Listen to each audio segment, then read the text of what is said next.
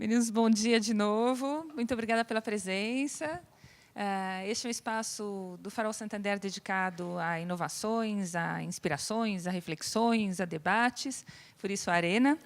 Meu nome é Ana Carla Fonseca, o Alejandro Castanha e eu fazemos a curadoria destes dois projetos de ocupação original da Arena, esse Diálogos Startupeiros e um outro do qual, desculpem, eu falarei em seguida ao término, que é o Meu Futuro é Agora. E é muito interessante porque esta edição em especial acaba sendo uma convergência desses dois olhares, do futuro do trabalho, que é o que trabalhamos no outro projeto, e dos diálogos startupeiros, que é este nosso projeto de agora. Eu queria apresentar brevemente os nossos três convidados. O Rafael Parente, especialista em inovação e games na educação, mestre em gestão de educação, PhD em educação internacional pela New York University, CEO da empresa de educação e tecnologia Onde Conecturma. Ele vai falar uns casos incríveis para a gente. Cada um deles tem um currículo quilométrico, então eu vou encurtar bastante. Criador e apresentador do canal Educação na Veia, presidente do conselho do CEIP e sócio efetivo do movimento Todos pela Educação. Fundou e dirigiu o LAB, Laboratório de Inovação Educacional.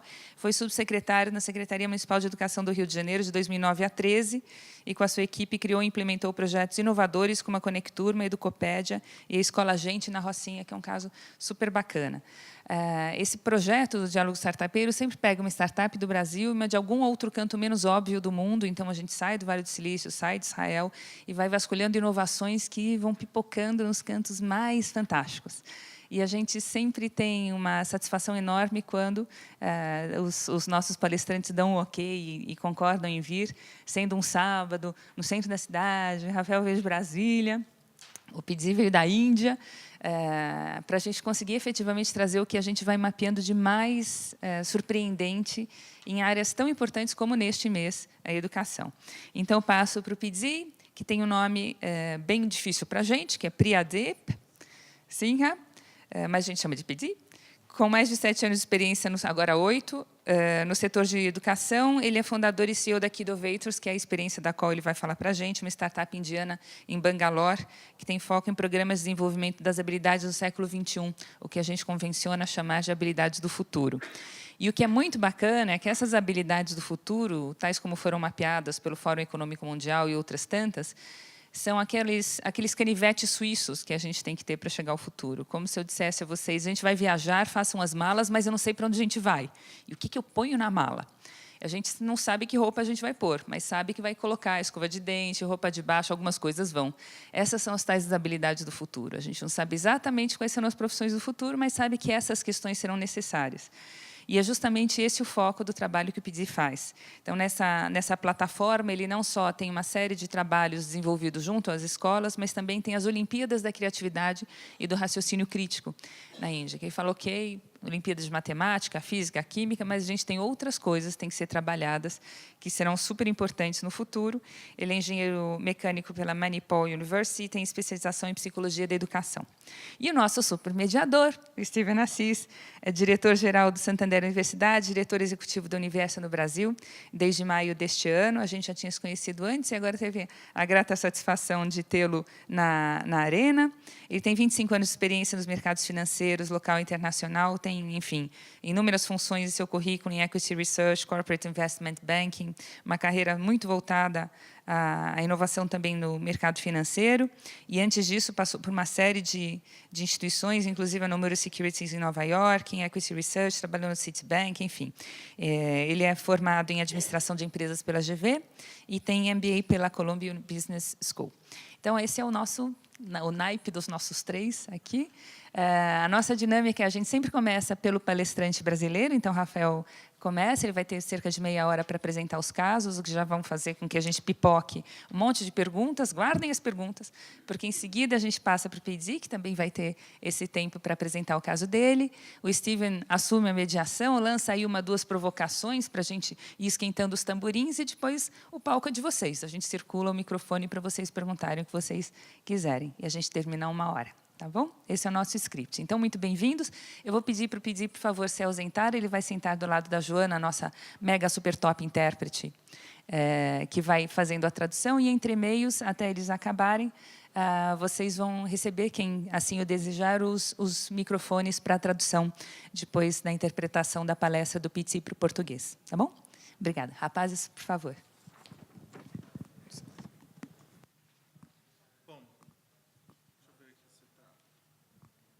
Alô, pronto. Bom dia a todas e todos. Queria falar que é um prazer estar aqui. Agradecer a Cainha pelo convite, pela oportunidade de conversar com vocês. Ela já explicou muito, né, do meu histórico, aí, da minha vida, mas eu queria, de novo, fazer um breve resumo, até porque vou mostrar para vocês um vídeo do Gente, que foi esse projeto que a gente fez lá no Rio de Janeiro. Eu comecei a trabalhar com educação aos 17, tinha morado fora, e foi meio que, eu vou brincar de dar aula de inglês para conseguir um dinheiro para fazer minhas coisas no final de semana. Minha mãe é professora aposentada, excelente professora, mas ela fez tudo para eu não ir para a área da educação, porque queria que eu tivesse dinheiro para pagar as contas no final do mês. E a história dela foi bem complicada, né? A gente conviveu com ela tentando escolher as contas que ela não ia pagar, né? Mas não teve jeito. Eu fui para essa área, dei aulas de inglês. Com 21, eu criei um centro de línguas e informática dentro de uma escola particular em Brasília. Foi o meu primeiro empreendimento. Sou de Brasília, nasci e cresci em Brasília. Acabei de voltar para Brasília depois de 13 anos. E também trabalhei com uns projetos voluntários do pessoal da Universidade de Brasília. E aí tive um pouco mais de contato com a pobreza, com a miséria mesmo, né? Porque a gente ia trabalhar em centros comunitários nos bolsões de pobreza que são isolados lá em Brasília. A gente não tem muito contato, né? Como se tem em outras cidades, como no Rio. Aqui um pouco também, mas eu acho que mais no Rio de Janeiro. E aí comecei a me envolver e ter laços de afeto com crianças e jovens em situação miserável. E aí, desde muito jovem, então, com 20 e poucos anos, eu decidi que o que eu queria para a minha vida era ajudar a transformar a educação no Brasil. Eu entendia que eu não conseguia ficar ok com aquela diferença, né, discrepante de eu conseguir ter uma vida confortável e ter o que comer e tal. E as crianças que estavam ali me chamando de pai, me pedindo para levar para tal, tinha uma situação que completamente indefinida e não tinham acesso a oportunidades de qualidade de educação, né? Não só estavam ali na miséria, não tinham o que comer, não tinham onde morar direito e tal, mas não tinham também, não tinham essa que é, eu acho, a principal ferramenta de mudança de vida, né?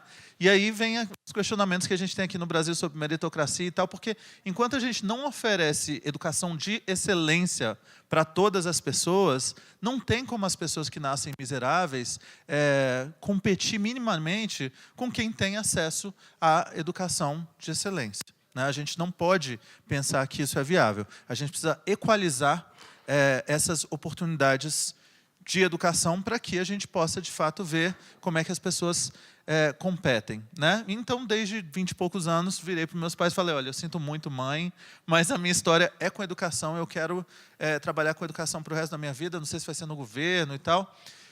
E aí meu pai falou, ok, mas então você tem que estudar educação. Eu tinha me formado em comunicação social. Primeiro eu estudei economia, depois comunicação social, e aí foi que comecei a fazer alguns cursos como aluno especial na UNB, depois fui para Nova York, fiz um mestrado e depois um PhD em educação, em gestão da educação, né? Passei 4 anos em Nova York, voltei para o Brasil, fui para o Rio de Janeiro para trabalhar como pesquisador pelo Oi Futuro, que é o Instituto da Oi, e depois encontrei a Cláudia Costin, ela já estava como secretária de Educação do Rio de Janeiro. Ela primeiro me convidou para ser um conselheiro dela na Secretaria de Educação e depois para atuar como subsecretário, olhando muito para essa área de inovação. Então, meu trabalho era pensar de que forma a gente pode criar ferramentas, estratégias, rotinas, modelos inovadores, com e sem tecnologia. Inovar não significa necessariamente ter tecnologia, novas tecnologias, mas como é que a gente cria novas coisas que ajudem os professores, diretores, alunos, familiares a criar uma nova educação de mais qualidade, mais excelência, com resultados mais equânimes. A gente criou vários projetos diferentes, fomos premiados, fomos falar dessa reforma do Rio em mais de 10 países diferentes, o resultado foi muito bom, crescemos nos índices oficiais, no IDEB, né?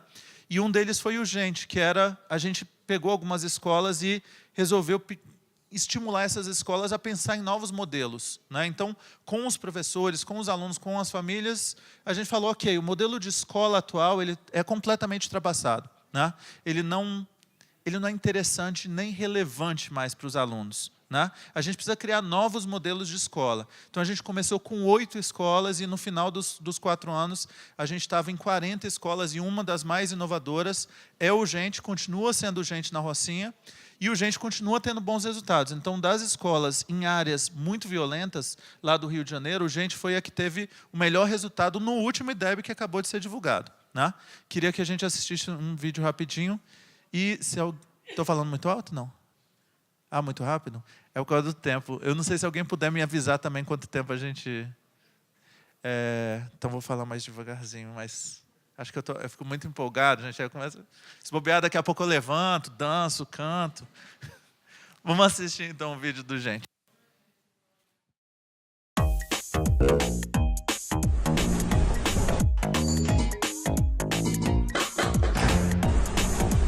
Até hoje, as escolas acreditam que todas as pessoas aprendem da mesma forma. Até hoje, as instituições de ensino consideram que todas as mentes são iguais. As escolas olham a sala de aula como uma linha de produção, despejando sempre as mesmas ideias sobre os alunos. Até hoje.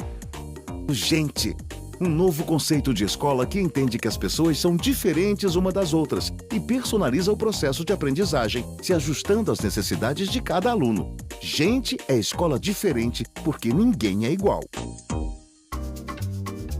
O projeto Gente é um projeto que tenta colocar o adolescente em situação escolar como protagonista do seu próprio processo de aprendizagem. Nós não tínhamos uma escola de 6º a 9º ano na Rocinha. Ao descobrir um clube quase abandonado, surgiu a ideia de criar essa escola André Urani. E ela surgiu como uma escola do amanhã, que é a escola que a gente desenha para áreas ou conflagradas ou recém-pacificadas. Um grupo aqui de dentro da secretaria se juntou com especialistas em tecnologias educacionais e pensou, vamos imaginar um processo transformador com o aluno no centro, com o aluno protagonista. Veio quase que naturalmente a ideia da escola da Rocinha. A gente precisa mudar radicalmente o espaço arquitetônico, como é a divisão de espaço, que tipos de móveis são utilizados, aonde as pessoas podem interferir de acordo com as necessidades ou de acordo com a criação daquele momento, num espaço completamente diferente, que estimula exatamente o contrário e diz, aqui você vai ter que ser curioso, você vai ter que criar, você vai ter que agir, você vai ter que mostrar quem é você e a que você veio. O aluno ele está habituado ao que na escola antiga, né? O professor chega, bom dia, a matéria de hoje é essa, essa, essa. Todos fazendo os mesmos exercícios, todos tendo o mesmo conteúdo. E aqui não, cada um vai estar no seu momento. Então este momento, ele não é igual ao de todos. Forma-se uma equipe que está entrando dentro de um espaço totalmente desafiante, é um espaço de convivência, não é verdade? Esse espaço de convivência também é um espaço de aprender a conviver. É o que os alunos querem, é o que a gente quer na verdade. A gente quer fazer, a gente quer acontecer e a gente quer que as pessoas entendam e valorizem aquilo que a gente é e aquilo que a gente faz.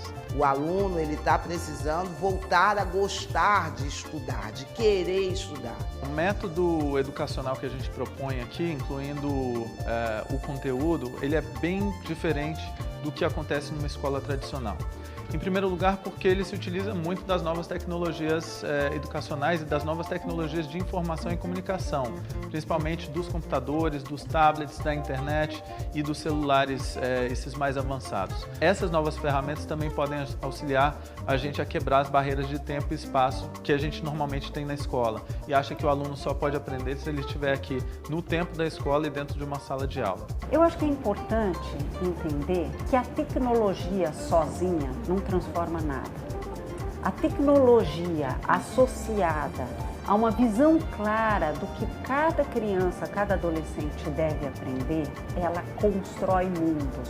Permite muito mais protagonismo por parte do aluno, ele se torna senhor da sua própria vida, empodera tanto o aluno quanto o professor, que passa a contar com muito mais recursos no seu processo de ensino, e torna a escola um lugar muito mais prazeroso. Se nós conseguirmos criar um sentido, despertar um sentido, né, uma faísca que seja nesse aluno, né, aí sem diálogo. A gente precisa de uma escola nova, uma escola que dê conta dos estilos, das complexidades, das individualidades de cada um. Eu acredito sinceramente que a escola será uma das mais inovadoras no mundo. Nós não preparamos alunos para uma indústria X, nós preparamos alunos para a vida, para ser melhor na vida. A gente só vai possibilitar um espaço e as ferramentas e cada aluno que vai se construir numa obra-prima. Inovação pode ajudar muito para que a gente avance ainda mais.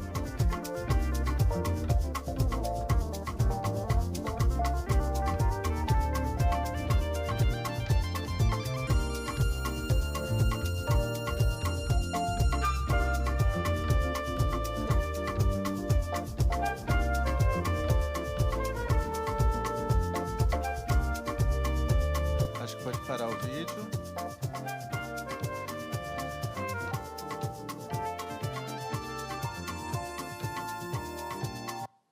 E colocar a apresentação, por favor. Bom, essa foi uma das escolas, então, de uma rede que a gente chamou de ginásios experimentais. Eram escolas que tinham de se recriar, de repensar, né? Repensar o modelo de escola mesmo e tudo que acontecia lá dentro. O que está acontecendo, como é que é a interatividade entre os professores e os alunos, que ferramentas que vão ser utilizadas, como é que a gente vai despertar, isso que o professor fala, né? Despertar a vontade por aprender. Não é matar a criatividade, não é matar o interesse, não é deixar as crianças e os jovens entediados. Como é que a gente faz com que eles se apaixonem de novo e queiram estar lá? E a gente conseguiu nessa escola. As crianças ficam loucas para ficar lá. No primeiro ano, um aluno chegou para mim e falou: eu não quero ir para o ensino médio porque eu vou voltar para uma escola tradicional. Eu falei: não dá para você ficar aqui só tem até 9º ano. Aí depois ele me chamou e falou assim: eu tenho um plano. Você me deixa ficar aqui, eu fico escondido mais 3 anos, depois eu faço o Enem, vou passar porque aqui eu aprendo, e aí pronto, concluí o ensino médio, ele foi brilhante. Eu falei: olha, eu não sei se alguém vai deixar você fazer isso, mas eu não posso, então eu não posso nem falar que a gente teve essa conversa. Né? Mas o aluno foi brilhante, assim, o raciocínio dele foi incrível. E aí a gente teve aquele ano fatídico de 2013, que disparou tudo isso que a gente está vivendo aqui no país. Tivemos uma greve de mais de 2 meses. O prefeito interpretou como se a gente estivesse fazendo coisas demais, tipo, está muito disruptivo, vocês estão mexendo demais com a vida dos alunos, a vida dos professores e tal, vamos voltar para a caixinha um pouco. E aí eu interpretei que a gente não tinha mais como ficar lá. Né? E aí combinei com a Cláudia e com o prefeito que eu estaria saindo da prefeitura. Saí, comecei uma ONG chamada Laboratório de Inovação Educacional, LAB, que era patrocinada por grandes institutos e fundações, Lema, Natura, Telefônica, etc. E o meu trabalho era ser um braço operacional desses grandes institutos e fundações e também fazer esses projetos que a gente tinha feito lá no Rio, levar para outras secretarias municipais e educacionais. Então, a gente criou o Educoped, que era uma plataforma de aulas digitais. E depois criamos a Escola Digital também, que está em vários outros estados, né? E também criei essa startup, que no começo a gente chamou de Aondê, que significa coruja, em Tupi-Guarani. Agora a gente mudou o nome aí, porque a gente tinha 2 nomes muito difíceis. A gente tinha Aondê, que era o nome da startup, que a gente queria que fosse um nome brasileiro, um nome, sabe, que remetesse à cultura, à origem mesmo, às nossas origens. E Conecturma, que era o nome dessa metodologia de ensino para crianças, focado muito em língua portuguesa, matemática e socioemocionais, vou falar daqui a pouquinho. E a gente acabou de mudar para EduFuturo, pivotou um pouco, porque nos primeiros 3 anos da empresa a gente focou muito nessa metodologia, na Conecturma. Agora a gente abriu para outros eixos. Né? Então, vamos... eu estou aqui com o... A gente acha o seguinte, a gente precisa transformar mais rapidamente a nossa educação. E isso pode ser feito por vários agentes diferentes, governos, empresas, terceiro setor, enfim, todos, né? Todos são responsáveis.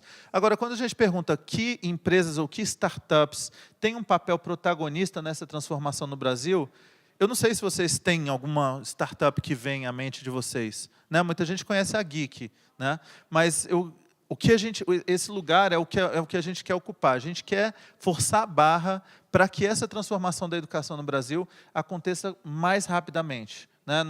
A gente tem avançado, mas está muito lento. A gente precisa ir mais rapidamente. E a gente quer ocupar esse lugar. Aí, sobre a equipe, a gente tem várias pessoas com bastante experiência e com muita entrega também. Né? Aí eu falo um pouco sobre o cenário mundial. Essa discussão, daqui a pouco o PD vai falar, mas essa discussão de que o formato, o modelo, a educação, as escolas estão ultrapassadas, não é só aqui no Brasil, é no mundo todo. O mundo todo já se tocou que a gente precisa de um novo modelo de sistema educacional e de escola, mas ninguém ainda conseguiu modernizar o sistema todo. A gente tem escolas inovadoras? Tem, no mundo todo. Né? Mas qual é o sistema de uma cidade, ou de um estado, ou de um país que conseguiu se transformar por completo? Não tem ainda. Não existe. Em nenhum lugar do mundo. Tá? Só para a gente entender que não é um problema só nosso. Nosso problema, o buraco é mais embaixo, né? Mas no mundo inteiro essa discussão acontece.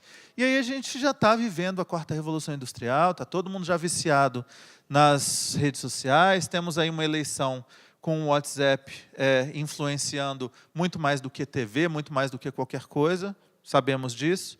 Temos aí blockchain, internet artificial, nanotecnologia, big data, drones, enfim. Nós que estamos aqui temos muito mais consciência do que está acontecendo do que os nossos alunos das escolas públicas. Mas mesmo nós não temos consciência da velocidade que as coisas estão se transformando. Até antes das eleições, as pessoas ainda acreditavam na influência grande da TV. Depois das eleições acabou. A TV não influencia mais. São as redes sociais, é o WhatsApp. Né? Então, a gente não está se dando conta da velocidade dessas transformações. E a gente tem essas pesquisas do Fórum Econômico Mundial dizendo que 65% dos alunos de hoje vão trabalhar com profissões que não existem. Então, o desafio das escolas e das universidades é muito maior. Né? A gente está formando pessoas para um futuro que é completamente incerto. Né?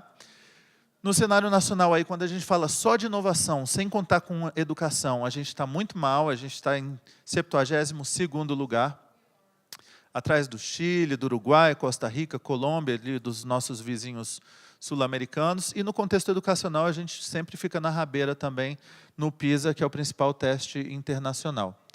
E aí, nós temos na empresa 4 eixos de trabalho, né? As metodologias de ensino, as redes de formação, os produtos audiovisuais e as consultorias.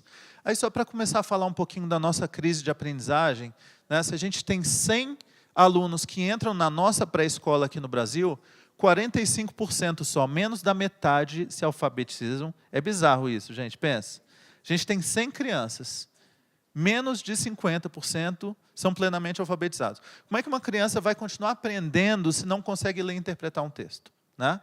E aí o problema continua. A gente tem 13% só com aprendizagem adequada no final do 9º ano, no final do ensino fundamental.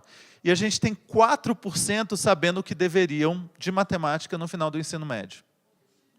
Assim, é uma tragédia. Essa é a nossa pior tragédia. Né? E essa tragédia não ocupa o espaço que deveria ocupar na nossa sociedade, nas nossas eleições, nas mídias, né? Infelizmente.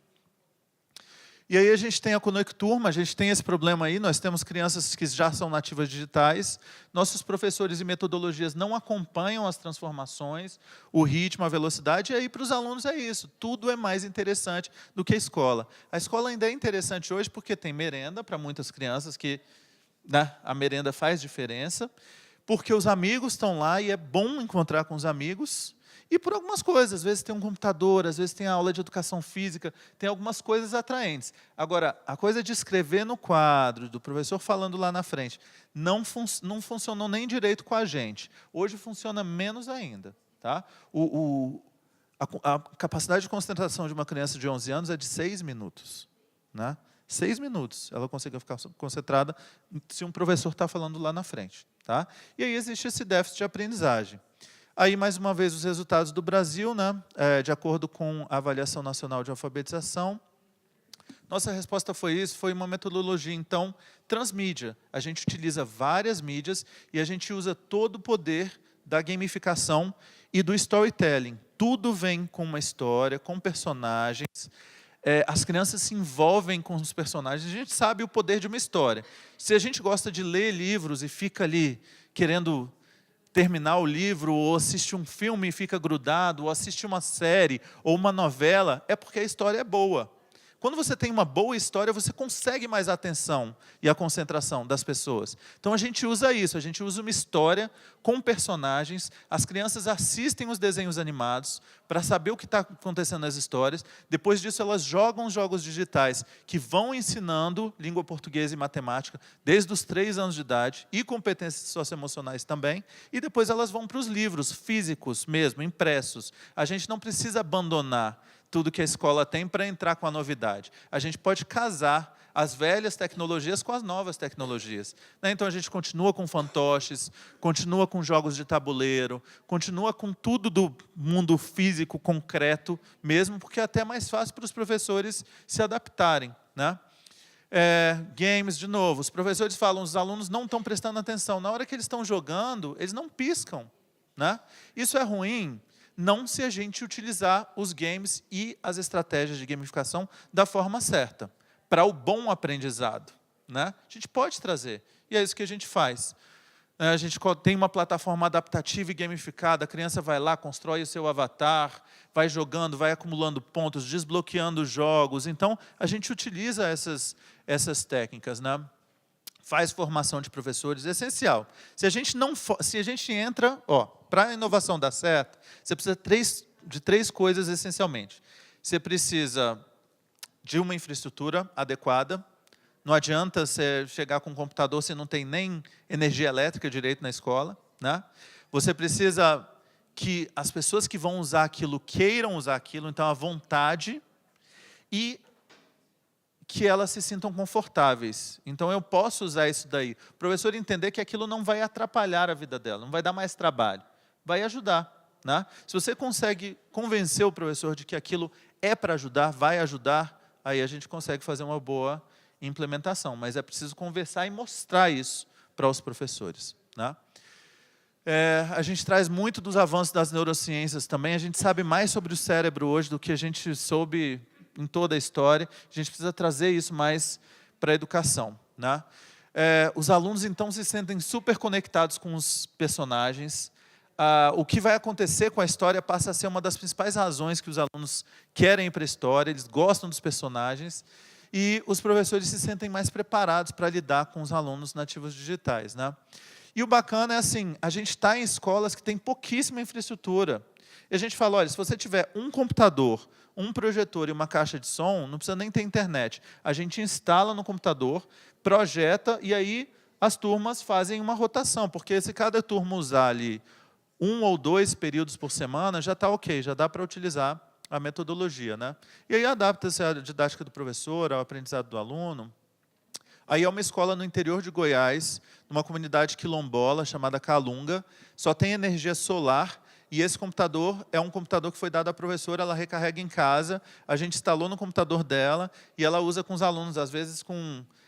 né, são 3 alunos aqui usando o computador, ali outros 3 usando o livro, aqui 3 usando os fantoches e tal, e vai utilizando assim. Então, a gente se adapta a infraestruturas diferentes. A infraestrutura daqui do nosso país é completamente diferente. A gente tem um país que é continental. Né? E aí a gente fez avaliações com pesquisadores, e a gente viu que a gente conseguiu melhorar em quase 2 vezes com a utilização da Conecturma. Nos resultados, a gente fez simulações da Prova Brasil, que é a nossa prova principal de língua portuguesa e matemática. Né? Aí, mostrando algumas telas, o portal, né, a gente cria relatórios mostrando ali, conteúdo a conteúdo, se a criança passou no nível fácil, médio, difícil, a porcentagem de acerto dela e a porcentagem de acerto da turma. Então, se uma criança acertou só 10% de, sei lá, jogos que têm soma do número 0 a 10, vamos supor, tá? Dá para eu saber se é um problema só do aluno ou se é um problema da turma toda.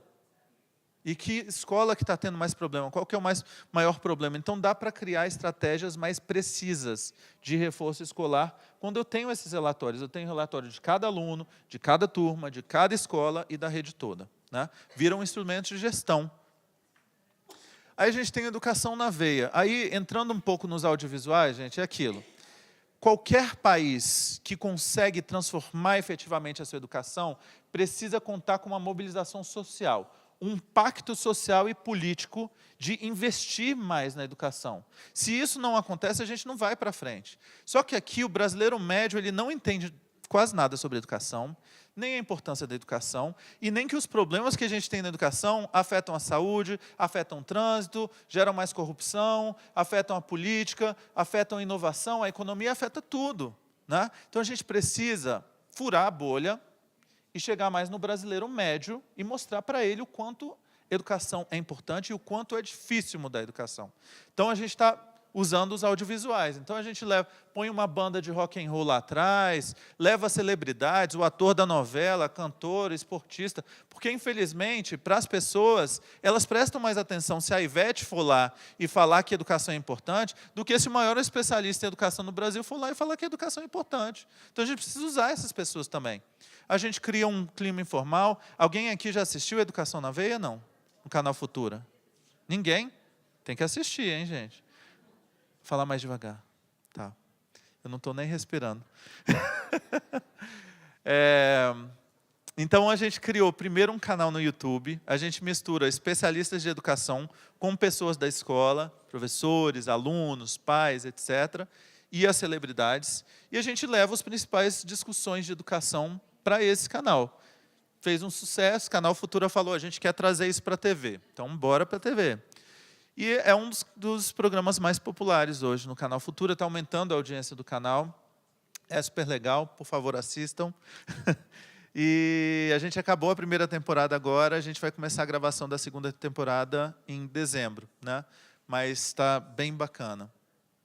Aí, né, popularizar as principais discussões, conscientizar o brasileiro médio, dar vez e voz aos membros da comunidade escolar, eles reclamam disso também. Os professores falam, oh, ninguém escuta a gente. Vem políticas, vem novos programas, novas ações, cada prefeito que aparece quer uma coisa nova, cada governador joga o resto tudo fora. A grana pública que a gente perde com descontinuidade é um absurdo. É um absurdo o que a gente perde com descontinuidade de boas políticas públicas no Brasil. Porque cada um acha que tem que acabar com tudo que o outro fez e começar um monte de coisa nova, né? Isso a gente precisa fazer algo também para mudar. E aí, alguns números que eu posso mandar para vocês depois, mas a gente já tem mais de 1 milhão de visualizações só no YouTube e no Facebook, sem contar com TV e WhatsApp, né? Aí a gente faz formações também. Como é que eu estou de tempo? 10 minutos? Tá. A gente tem algumas questões que são, a formação dos próprios professores em sala de aula. Os professores, a maioria dos professores que vão para escolas públicas, na verdade, são formados em faculdades privadas, né, que não preparam esses professores para a realidade da sala de aula. Então, eles vão e muitos desistem da carreira de professor. Daqui a pouco, a gente sabe, a gente não vai ter ninguém querendo ser professor. Você vai perguntar para os jovens nas salas de aula do Brasil, quase ninguém quer ser professor, né? Cada ano, menos jovens querem ser professor no Brasil. Por quê? É uma questão só salarial? Não, é porque a gente não valoriza os professores, como outros países valorizam, como a gente faz da carreira uma carreira atraente, né? As pessoas, em outros países, quando o filho fala, eu quero ser professor, os pais ficam felizes da vida. Às vezes é melhor do que falar, quero ser médico, sabe? Aqui no Brasil fazem como a minha mãe, não, pelo amor de Deus, não vira professor, né? E a gente vai julgar os pais? Não, mas a gente precisa mudar isso aqui no nosso país, né? E a outra coisa que é o secretário municipal de educação. Tem algum secretário municipal de educação aqui? Não. Gente, o nível médio dos nossos secretários municipais de educação, o nível de conhecimento, de gestão e de educação, que são as duas coisas que eles precisam saber para fazer um bom trabalho, não é bom. Para falar assim, em palavras muito tranquilas. Tá? A gente precisa fazer alguma coisa para que os nossos secretários municipais de educação, de todos os nossos 5.500 municípios, tenham um nível melhor de conhecimento, de gestão e de educação. Ou não adianta nada investir mais em educação também. Né? E é o município que tem que dar conta da maior parte. De 0 aos 12, 13, 14 anos, porque alguns municípios pegam só até o 5º ano, outros municípios pegam até o 9º ano. Né? Então, a gente faz um trabalho também para tentar ajudar os secretários municipais de educação, faz oficinas com os secretários municipais de educação, para que eles tenham mais conhecimento.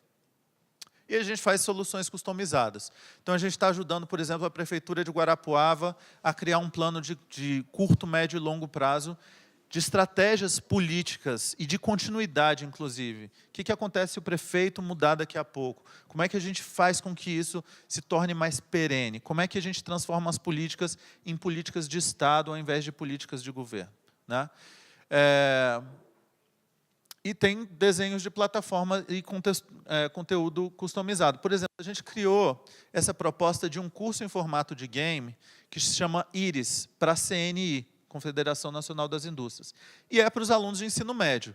Os alunos de ensino médio, a gente está falando em reforma do ensino médio, em base nacional curricular comum. Alguém está falando sobre inteligência artificial nessas discussões? Vocês ouviram? Alguém falar sobre inteligência artificial? Não. E a inteligência artificial já está impactando a nossa vida, a vida dos alunos, e quando eles forem para o mercado de trabalho, vai impactar muito mais.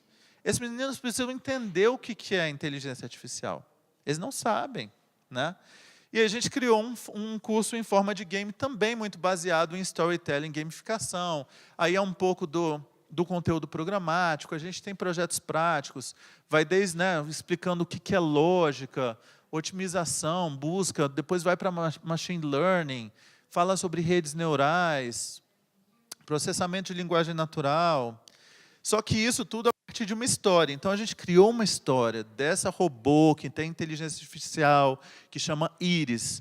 Aí, no futuro distópico, a Iris recapitula o caminho que trilhou até chegar no ponto onde se encontra, sendo julgada por humanos, inteligências artificiais e seres híbridos, acusada de ter quebrado todas as regras do Acordo Mundial pela Paz, que ultrapassa fronteiras e rege o limite de todos. Então, a gente tem que criar uma história que seja interessante para os alunos do ensino médio. É por causa da história que eles vão querer prestar atenção, e depois dos jogos também, sabe? E aí, pela história, a gente vai contando. A Iris está lá no 2000 e não sei quanto, e ela vai contando a história do que aconteceu com o mundo de hoje até lá. Né? Desde seu nascimento, assistimos a série de ataques robóticos que culminaram numa guerra mundial, e o papel de Iris, no meio de toda a revolução, questionando regras e limites da sociedade nesse tempo onde ela vive. No universo mais próximo do que imaginamos, não sei quem assiste a Black Mirror no Netflix, mas não é tão longe assim, né? Onde os humanos dependem das inteligências artificiais de maneira irreversível, a guerra não é entre o homem e a tecnologia, mas entre ideologias. Ou seja, a gente fugiu de Hollywood também. A guerra não vai ser entre o homem e o robô, mas toda guerra é entre ideologia. O problema não é a ferramenta, não é a tecnologia, é o uso da tecnologia. Não é a energia atômica, é o uso da bomba atômica. Não é o WhatsApp, é o uso do que a gente está fazendo do WhatsApp. Né? Então, o problema é sempre a ideologia, a forma que é usada. Para que é usada a tecnologia? E Iris precisa ser salva ou destruída. A gente cria os personagens, né? A Iris, que é considerado um perigo para os humanos e para os robôs, e conta um pouquinho aí, mas só para vocês entenderem assim, é a partir da história que a gente vai criando jogos, e nos jogos a gente vai ensinando os alunos. A partir de uma ficção, a gente vai ensinando os alunos. O que é a inteligência artificial? O que é algoritmo? Como é que ela é construída? Como é que ela está sendo utilizada? O que é um bom uso? O que é um mau uso? Se você quiser aprender a programar, que cursos você pode ir atrás? Gente, esses meninos precisam aprender sobre isso. Né?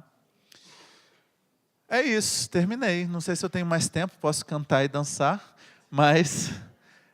Acho que eu falei rápido demais também, que eu estava querendo, não sabia se ia dar tempo de falar sobre tudo, mas tem também muito mais coisas para falar, mas eu acho que é até bom terminar antes e dar mais tempo para a gente, né, abrir para o diálogo, discutir. Quero falar mais uma vez que é um super prazer estar com vocês aqui. Muito obrigado, gente.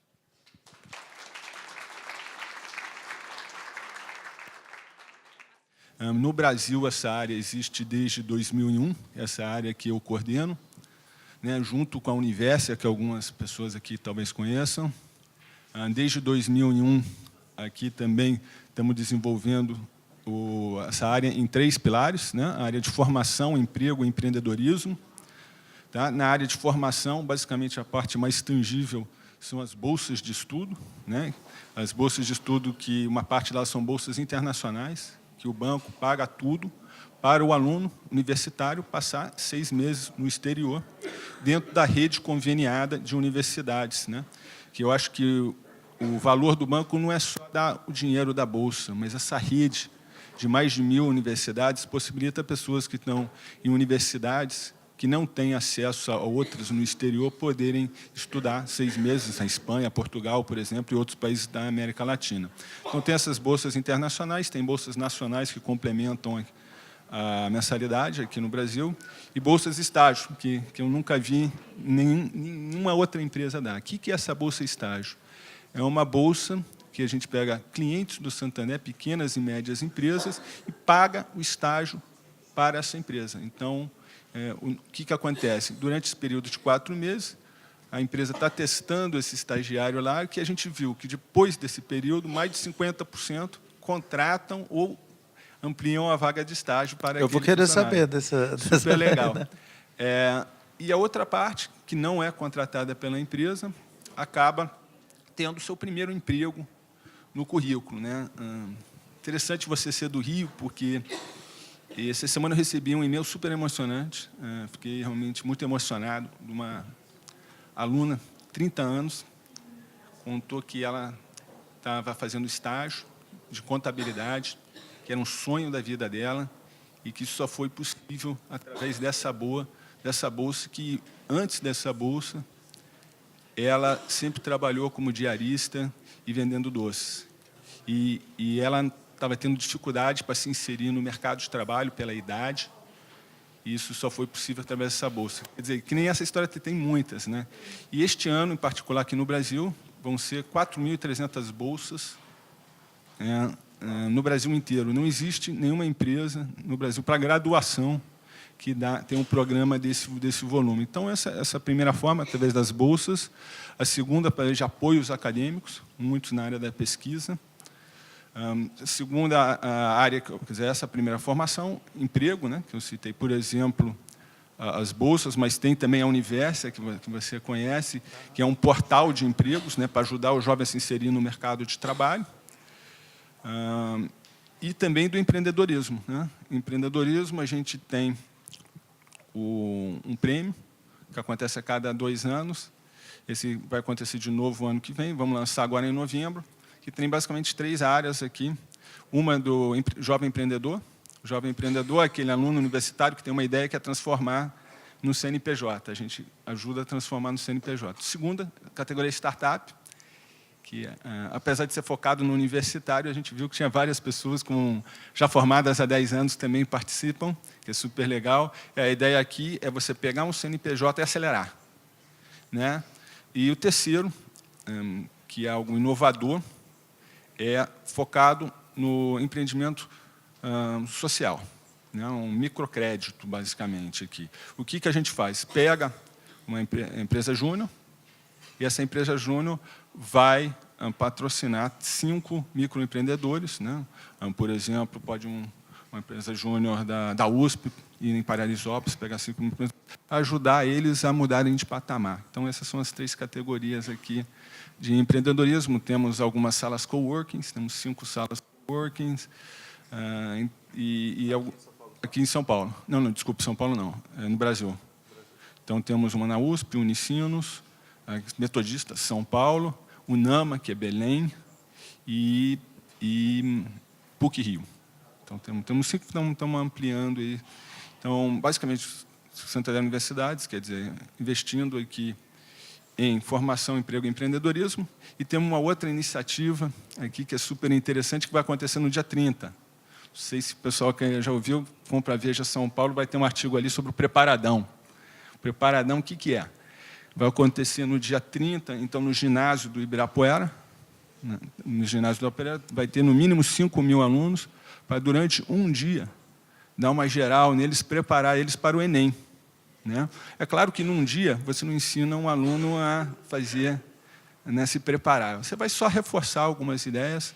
Então, vão ter matérias hard, né, tipo matemática, português, redação, mas também outras que são mais light, né, do tipo ajudar ele a descontrair, descompressar, para não congelar na hora da prova. Então, aqui eu basicamente faço o convite para todos aqui que tiverem interesse, ou que tenham filhos, ou que queiram participar do Preparadão, dia 30, terça-feira, lá no ginásio do Ibirapuera. Tá? Acho que eu já consumi mais tempo que eu deveria aqui. Vou passar a palavra para o PD e depois eu entro com as perguntas.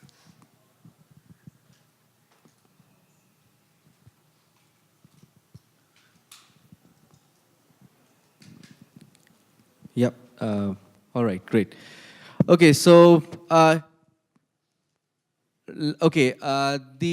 start with the fact that I'll start with the Portuguese I know. So, hola. Como está? Meu nome é Pidi. That's pretty much all of it as I know. So great being here. I would have never thought I would come to São Paulo to talk about my work. And I'm pretty sure you would have never thought that an Indian would come to talk about education. Because worldwide, we are not known for education. We are not a country where we say the education is great. So it's very exciting being here for these particular reasons. And of course, I put up a map to tell you where I came from. I came from Bangalore in southern India. And the map shows directly, but I came via Paris. So that was a good treat. Yeah, and the first line, if you see, I've written it in Portuguese, and the second line is in English. So if the Portuguese is wrong, it is not my fault, it is Google Translator's fault. So yeah, I'm just clearing that. And do I need to use the clicker? All right, great. So this is the company I started. Almost 8 years back. We turned 8 in January next year. And the goal was simple. We wanted to make learning fun. I mean, that was the only goal with which we started the company. And we have been very fortunate to do the kind of work that we have been doing in the past few years. So I'll tell you more about it through the presentation. Did I go back? Horrible with technology. Yeah. Okay, yes. All right, so that's me. In up to 9th, 10th grade, I was all right. I was doing well in school. I was getting praised by the teachers for being a good student. I was very disciplined. I listened to my teachers. Then I land up in 11th grade. And in India, we have a system where you have to prepare for the exam after you have finished 12th grade, right? So I was preparing for that exam at an institute, at a coaching institute, and I was going to school at the same time. Now, the coaching institute guys and the folks at the school did not like each other, which means that the students like us got squashed. So an incident happened in grade 11 where one of my teachers picked me in the class, asked me a question, and I said, I don't know the answer of. He then goes, what do you know? I'm like, I know a few things, but not this chapter. And then he goes like, when will you study this? And I was like, I will, before the exam. That's the goal, right? You want me to prepare for the exam. And then this guy's like, go call your parents. So next day, my mother comes in. The teacher goes and tells her that, if you hit your head against the wall, the head breaks, but not the wall. And my mother was like, we'll see about that. And that was my inspiration, the point where I decided I will do something in education. I will have to build an organization where we actually care about the child being at the center of learning, and where it's not like this. It's not the experience that I had. So in 2011, January, this is my first day at work when we were like 3-4 guys. We just thought we'll do something. We had no clue what we wanted to do, yeah, so from then on, yeah, so coming to the point where I think most of you know this, right? Things evolve. Everything in the world is evolving at a very rapid pace, except for learning. It has always been the same. So these few present slides actually talk about that, how things have changed dramatically. Where the factories are being driven by robots now. You have people who dress very differently today from what it was 100 years ago. But the kids who were bored in school 100 years back had a similar issue as the kids today. School is boring. I mean, imagine you sitting here like this, day in, day out, every day, listening to somebody like me speak. You wouldn't want that. You'll run away from it. And that is exactly what we do to the kids. And it's a horrible experience being in school. How many of you had great schooling experience? Anybody? Great schooling? And how many of you did not like school at all? How many of you were, okay, there are a few. How many of you liked school for some reasons, but disliked for a lot of it? Okay, all right, great. No, that's a good balance. I mean, it's always the case. Now, think about the fact that when you're young, when you're really small, when you're 2, 3 years old, you start picking something as complex as language on your own, without having an expert around you. There's no teacher there. You're talking gibberish. You're talking very random, set of syllables, but it makes no sense at all. And eventually, you go on to learn a language, which means that humans are designed to learn on their own. Every child has to be at the center of the learning process, and everything else, the resources, the teachers have to be around them. And learning language is a huge, huge proof of that. There are a few more things, like, let's say, social behavior. Manipulating humans. Kids learn as early as 6 months of age. They can manipulate behavior, which is why, if you see one kid crying in an airplane, there are more of them who go after that. So kids can do that. That's how quickly they are learning about different things. Okay, so I got to slow down. Thank you, Ale. Okay, so this was my point. So what if learning can be self-driven? What if a child decides what do they learn, when do they learn, and at what pace do they learn? I mean, everyone's talking a lot about the flip learning. People are talking about, bringing in more technology into the classroom. But the fundamental premise is that, and I use a very weird example for this because I can't think of anything else. Let's say you take a tray of shit. Just hold with me. A tray of shit, and someone asks you to make the most beautiful thing you can make out of it, right? So you go you start doing something with it, and you create Farol Santander. But that Farol Santander is made of shit. That is what is exactly happening in the learning world. People who come in with new technologies, new companies, new startups, all they do is try to rearrange, the way of learning. The pile is still shit. You're still learning the most boring things you can ever learn. Why has it got to be so damn boring? Why, let's say, you're learning history. Now, when you learn history, if you ask the kids one simple question as to what if the other thing had happened, suddenly you find learning increasing rapidly. But the classrooms are not doing that. And that's where, I had a huge problem with the fact that learning has always been instruction-driven and not self-driven. Today, we have the power of internet, and so my whole work, I mean, when we started in 2011, the oldest kids we were working with were born in 1995. That is the beginning of Generation Z. Anybody, you're in Generation Z, right? Born after 1995? Anybody else? No. So, okay, and today the youngest kids we work with were born in 2011. Right? So we have seen an entire spectrum of these kids. And what we know about them is that we tend to believe that they are great with technology. And they are amazing with social media, that particular bit. What we don't know is that they're very compassionate human beings. And they're also, as a set of people, they are more responsible than generations before them. There have been multiple studies done around the world which prove that. which means that now you have a set of people who are actually ready to take the world into a great future if the education changes, right? But that is not happening. That is not happening anywhere in the world.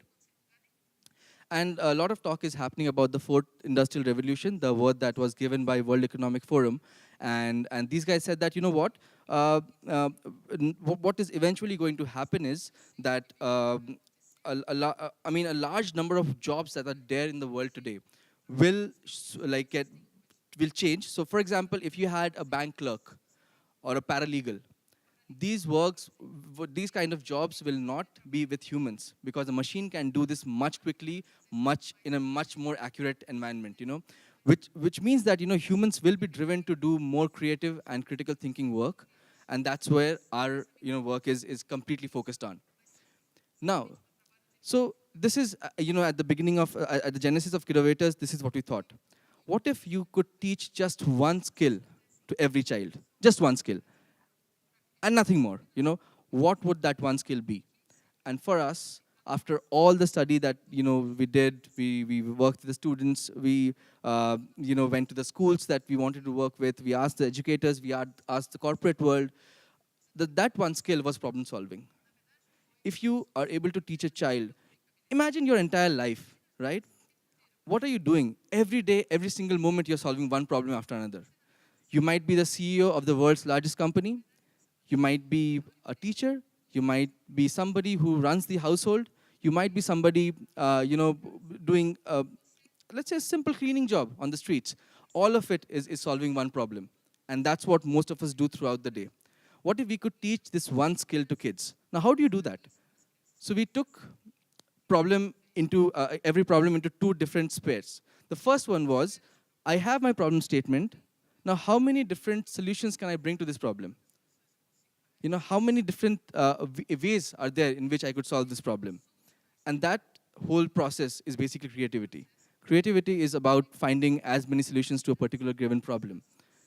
The next step was, okay, I have 100 ways in which I could solve this problem. What next? So based on the boundary conditions that you have, you basically narrow it down. You keep on canceling the solutions which don't make sense in your case, and you finally pick something that works for you, the most optimized solution. And this part is critical thinking. So we said, we'll help kids learn creativity, we'll help them learn critical thinking, and with this, they should be able to learn problem solving. And that's what Kiddovators does. Like, that's all we have been doing, you know, in the past few years. Okay, so creativity and critical thinking are basically a part of 21st century competencies, as said by an organization called P21. And you know, so when we deal with these skills, what we are essentially doing is, let's say I give you a problem statement, you know, and I was discussing this with, you know, with Carla and Ale yesterday. What if if there was a way in which you were given to design a shoe that will be used 5 years from now? What all would you put to that? What all would the shoe have? Like, can I have a few ideas? Like a shoe that would be, you know, like you would want to create 5 years from now. Yes, so I think I need to listen to this one. Okay. Okay. Right, that makes sense. Quality, a better quality shoe. Okay. What else? Right, and the shoe, brilliant idea, superb, right? What if it could walk on its own? You just put the GPS pointer and it just goes. You don't have to put any effort in walking. Brilliant idea, right? What else, you know, what if it could fly? You know, you could have people walking at one level and then there would be a flying layer. The possibilities are endless. And that's what the first step of learning is when the kids work with us, you know. So we ask them questions like this. And we challenge them in their way of thinking. Because most of us are used to very, very traditional ways of thinking. Whereas, you know, when you work with a child who's 8, 9, 10 years old, the world is their playground, you know, and they just keep off. And we found such amazing ideas coming out to questions when we asked them. In terms of critical thinking, let's say, this is actually a 2014 problem that we asked the kids, that you are one of the secretaries in the government of United States, and you are responsible for giving grants to Afghanistan. What would you do? How would you do it, right? So you had to choose between the government and the not-for-profits. In half an hour, in 30 minutes time, they gave us a set of solutions which said, we will give 30% of the money to the government, 70% to the not-for-profits. Governments will only run the large-scale infrastructure projects like railways and roads, large buildings, factories, nothing else. The social aspects like education, healthcare would be run by the not-for-profits. And the most important point which made me fall in love with this answer was, we don't want the other country to be a beggar. In 5 years' time, they should be able to get to a place where we don't need to give them any grants anymore. Now imagine you get these kids to become the country heads, our problems are solved within a few days. You don't need adults to solve the world problems. The kids are way, way better. I mean, that's our belief. So, with doing this, we got very lucky. Till last year, we had only about 60 schools that we worked with in India. And this year, we are working with more than 400 schools.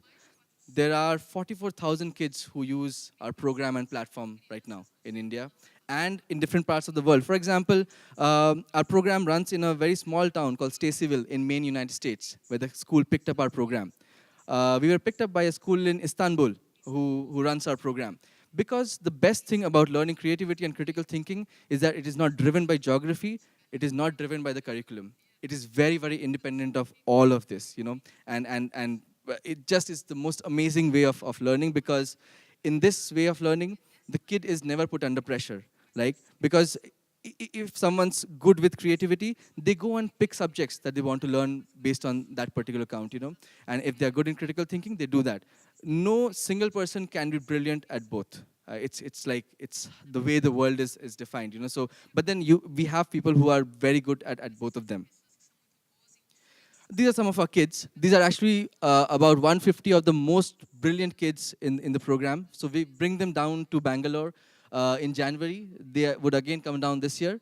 And we run a bunch of challenges with them. And these are some of the challenges are sponsored by corporates who give their own problems. And the kids go ahead and try solving that for them. And we also do very interesting exercises with them. For example, we put up 5 CEOs in front of them, and they can ask any question they want. The questions are so comprehensive.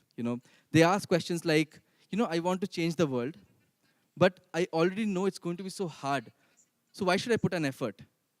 This is a 7th standard kid asking, and we need to listen, because more often than not, it's our behavior as adults that we especially in a country like India, the adults always decide for the kids. And I totally disagree. How can a human being with lesser IQ, with lesser EQ, and lesser SQ decide something for a being who thinks much better? It's the most absurd concept ever, right? So how can a 60-year-old or 70-year-old decide what a 12-year-old will study? It's absolutely weird and doesn't make sense. We want the kids to be in charge of their own learning process, and that's what we have been doing at Kidovators. Yeah, so that's pretty much what I wanted to say. That if we let them drive their own learning, they'll tell you things that you would have never ever imagined to be possible. And in a world where I deeply believe this, that if the kids are actually learning, running the learning process, it would be so much better than what it is today. And yeah, so let's all work together, and hopefully we'll get to a point in time where across the world the kids will decide what to learn, how to learn, in what environment to learn, and we'll be a world that actually makes sense then. Yeah. So that's all I had to say. Thank you. Obrigado.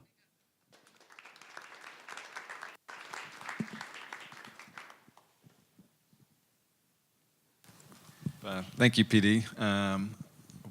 Acho que eu vou começar com uma primeira pergunta aqui para o Rafael, depois eu direciono para você.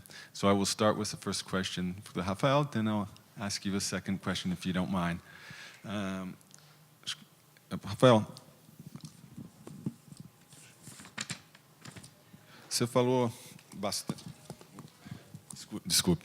Você falou bastante que hoje as crianças já nascem, né? Já são nativas digitais, né?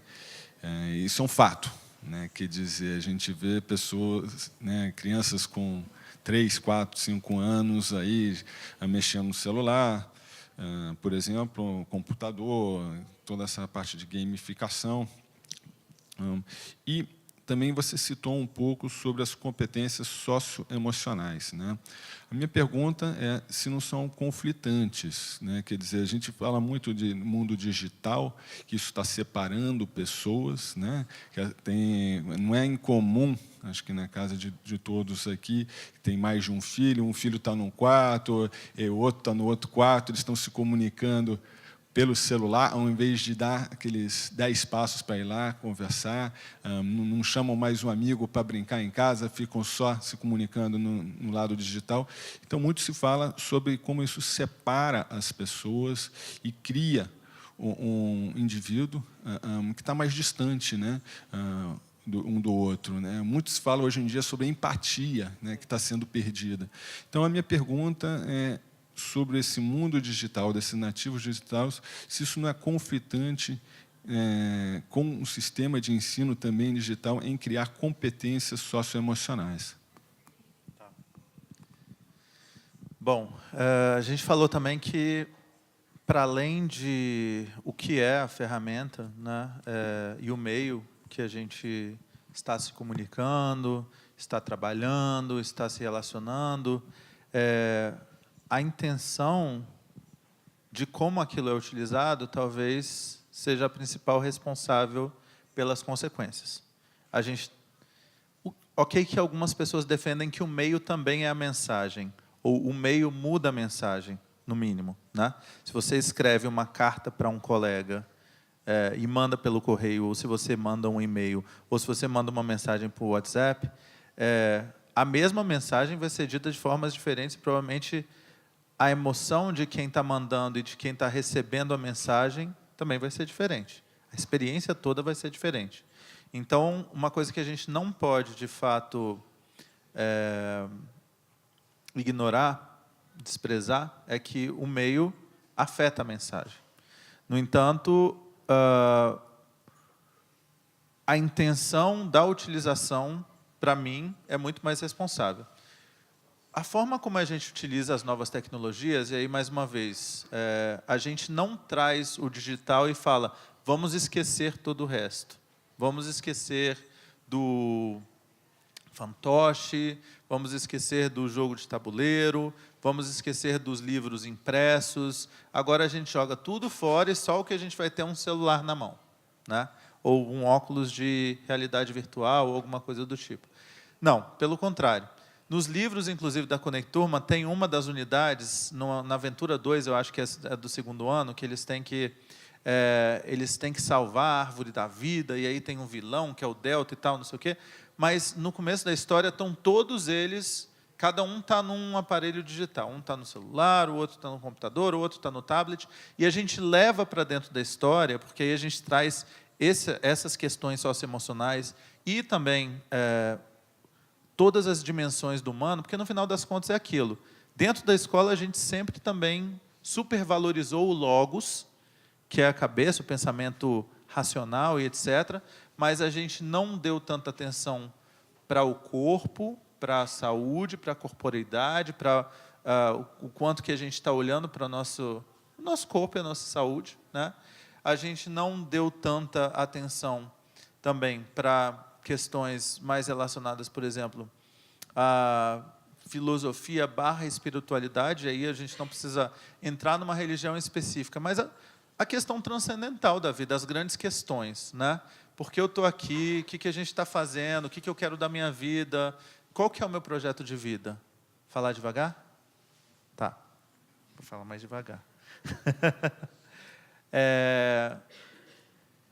Então, a gente leva esse questionamento para as crianças já de 6, 7 anos de idade. A gente fala, cara, todos ali estavam utilizando o digital, não sei o quê, mas será que eles estivessem na rua brincando, eles não estariam se divertindo muito mais? Será que eles sabem que passar muito tempo no celular não é bom para eles?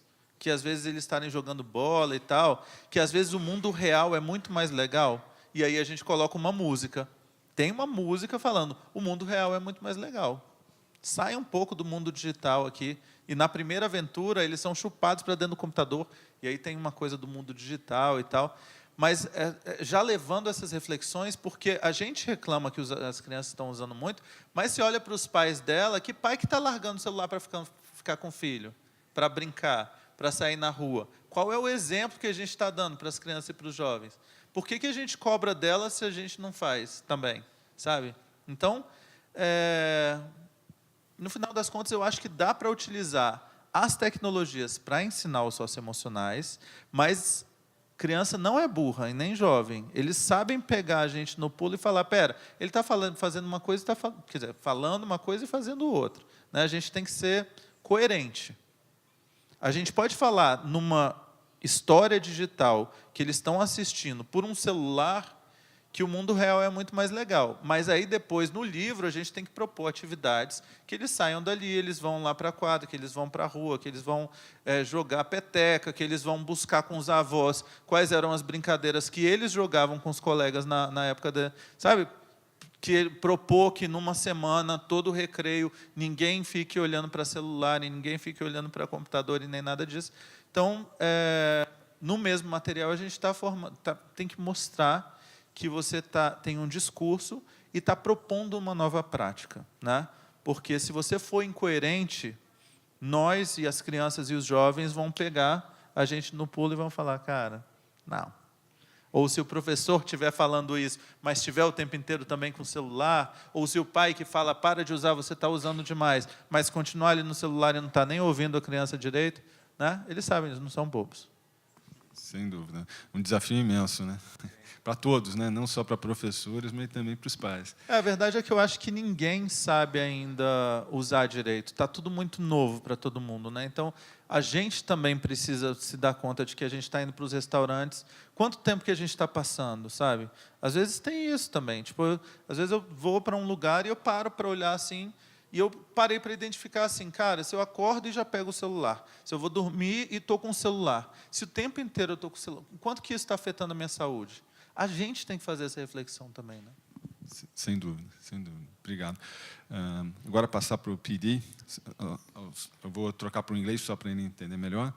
So, PD, one specific question here. You spoke about the fourth revolution, the fourth industrial revolution, which is on its way. Basically, here we're talking about big data. We're talking about artificial intelligence and how it changes the world, how it is already changing us as a whole, and the consequence for the jobs of the future, which you spoke about, which the transactional jobs will be ending, or will be fewer transactional jobs, and the jobs will be based on creativity, problem solving as a whole, and that's what we need to teach the kids, because that will be the skill set that they will need for the future. Fully agree with that, but at the same time, you spoke a little bit about having the kids in charge, driving the whole educational process. So my question is, if the kids are in charge, driving the educational process, how will we be sure that they will be going on the right direction, and that will lead to the education which we wish they will have for the skill sets of the future? Sure. Let's, we deciding for them isn't working out great. That's my first argument, It hasn't worked very well. So, but then, the more fundamental question is, why do kids play? Why are they on the phones or on devices all the times? Why do they do things? Have you seen a very small toddler put anything in their mouth? Like they just want to try, as they bite through things and they feel that, because the driver is curiosity. Right now, in the formal learning process, the driver is the system, right? So when you start letting kids decide, the driver becomes a curiosity again. So you're basically driven by your own interest in knowing something, rather than someone else telling you. Because, nobody likes to be told what to do. It's a fact about humans, right? So, and that's true with the kids as well. Our understanding of with the working with the kids that we have worked with, what we see is that, you let them ask a very fundamental question and let them go ahead and find the answer. And the most beautiful thing is that leads them to ask another question and find another answer. And this keeps going on. So in the pre-formal education, years for a child, the pre-formative years, like that's up to 4, 5, 6 in different countries, the kids are learning so much more faster because it is curiosity that is driving their learning. And all you have to do is let them extrapolate that process throughout learning. Because if a child is interested in learning history, they will go ahead and learn history in such a way that they will never forget it, right? And then if you want a kid to go and learn calculus, they will actually end up there. The whole point is that if they are driving it, they're way more interested in it, and I think we need to switch the driver of learning, and that's why I said that the kids should be in charge rather than the adults. Okay, so that doesn't mean that the main content, which let's say math, calculus, other hard skills would not be learned. It doesn't mean that they would. Absolutely. They're deriving the whole process, just some would get there quicker, some... Absolutely, yeah. And another amazing thing that would happen is that anybody who has learned something will never forget it. Will always know when to use, when not to use. For example, if you are making coffee, you don't know whether it's, exactly right now, is it physics or chemistry or biology or sociology. You don't divide it by a topic, coming like the lift that you came on to the top of this building, you're sitting here now, none of these are driven by subjects. So why is the formal learning process driven by subjects, right? I mean, okay, a very interesting example. So how many of you have read 'Sapiens by Yuval Noah Harari?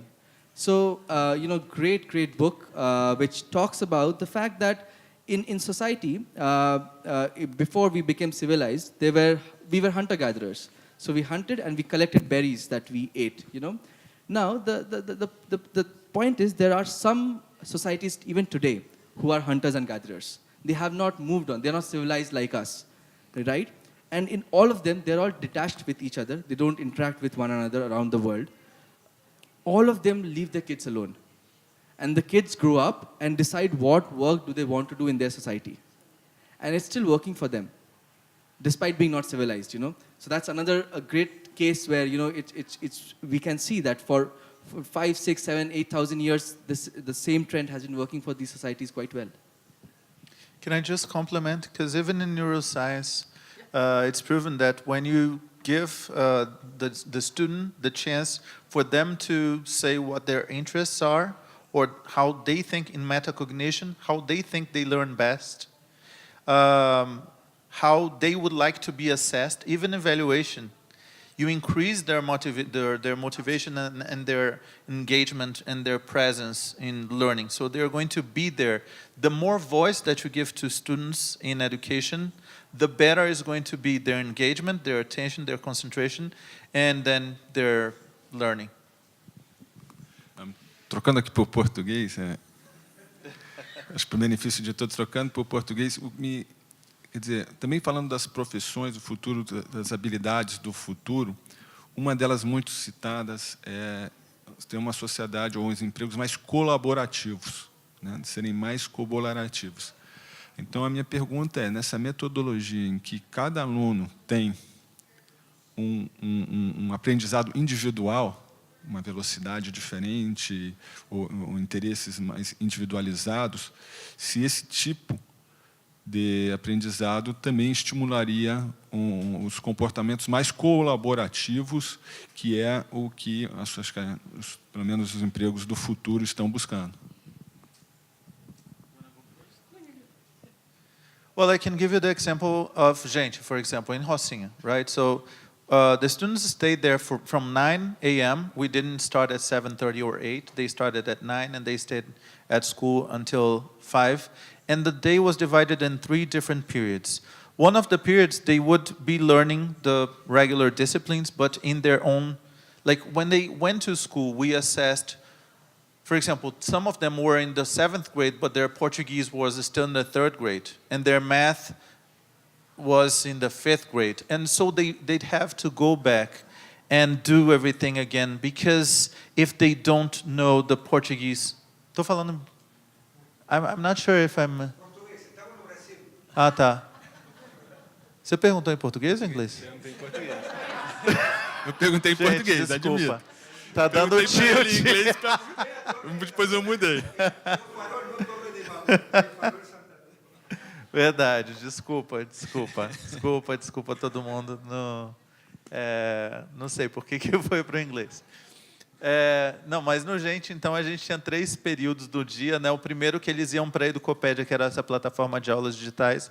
Eles tinham metas individuais para serem cumpridas. Então, assim, por semana, em português, ele tinha que ir para aquela aula naquele conteúdo, que era dele só. Só que ele estava sentado numa mesa com 5 outros alunos de anos diferentes e de idades diferentes. Mas se ele não aprendesse aquilo dali, pela aula digital, primeiro ele ia perguntar para os outros alunos da família dele se eles conseguiam ajudar. Depois ele ia para o professor que é polivalente, não é um professor de português. E se o professor polivalente não conseguir ajudar, aí ele vai atrás do professor de português. Então, ele tenta resolver as dificuldades dele em grupo o tempo inteiro. Na segunda parte do dia, é um projeto. Aí vem essa coisa do tipo... a gente virou para a escola toda no primeiro semestre e falou... O que é uma coisa que incomoda vocês? O que é uma coisa que vocês acham que a escola poderia tentar ajudar? Eles falaram o lixo na Rocinha. Então, vamos tentar entender as questões relacionadas a lixo. Cada grupo tinha uma pergunta diferente. Eles sempre me falando para ir mais devagar. Então, assim, um grupo foi perguntar por que tem tanto lixo na Rocinha? O outro, por que o governo não dá um jeito? O outro, por que os moradores não se mobilizam? O outro, por que não recicla esse lixo? Por que a gente não cria métodos de reciclagem? Era um projeto onde os professores entravam com as disciplinas, os conhecimentos disciplinares, para investigar aquela questão. Como é que português, matemática, biologia, química, física, etc., estão relacionados todos à questão do lixo na Rocinha, né? Então, durante 1/3 do dia, você linkava o conhecimento e o grupo tinha que investigar por meio das disciplinas, mas também ir atrás. Vamos atrás da associação de moradores, vamos atrás do subprefeito, vamos atrás de outras pessoas para tentar entender por que é esse problema e quais seriam possíveis soluções para esse problema. E o outro terço do dia, que eram as eletivas.